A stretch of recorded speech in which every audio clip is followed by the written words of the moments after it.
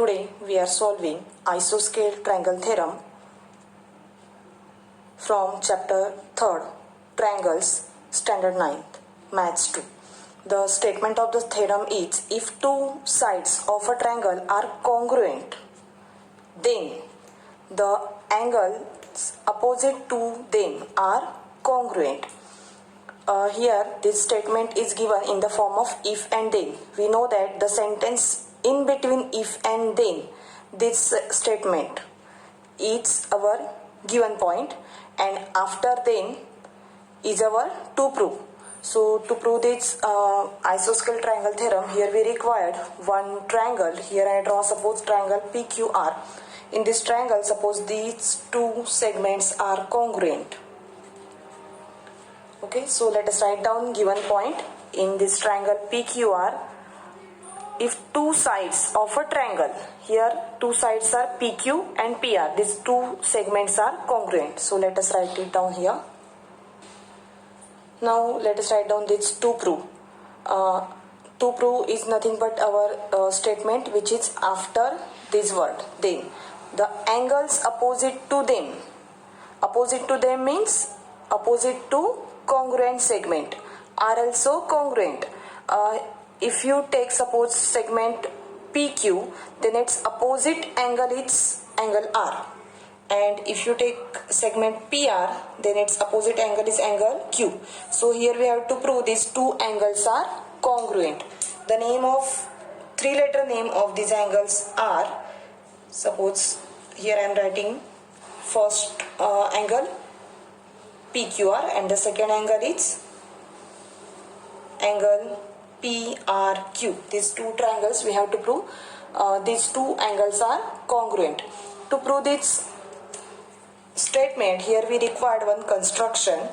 What we are going to do, we are just bisecting this angle P by using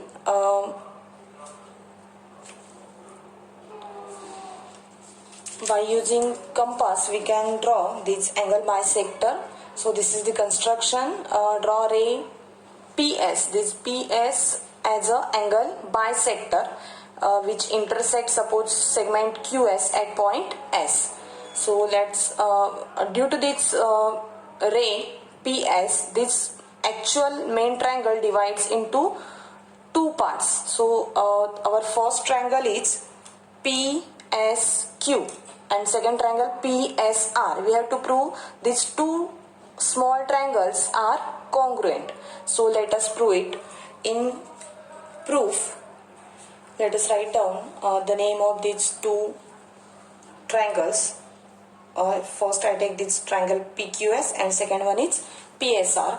In these two triangles, these two segments which are congruent, it is already given. So segment PQ is congruent with PR, and due to our construction, this angle P is divided into two equal parts.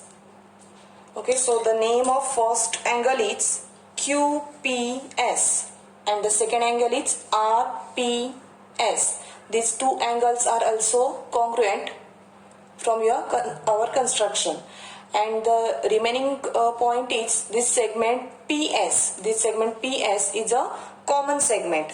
So therefore, by using segment test of congruency, these two triangles are congruent with each other. So let us create its one by one correspondency.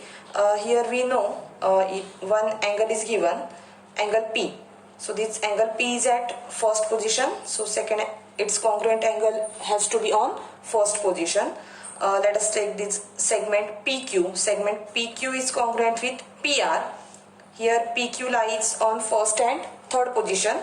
So here also on first and third position PR. So the remaining point is third point S. From here also we can check it out. This segment PS is congruent with PS, first and second position.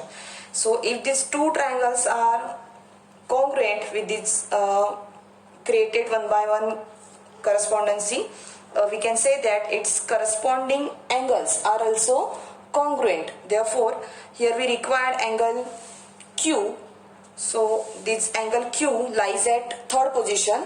So here on third position angle R is there. Therefore this angle R is also congruent. So if you take this from this figure, these two angles, we can create its three-letter name, that is PQR and PRQ. Therefore our target, that is to prove major angle PQR is congruent with PRQ, is proved.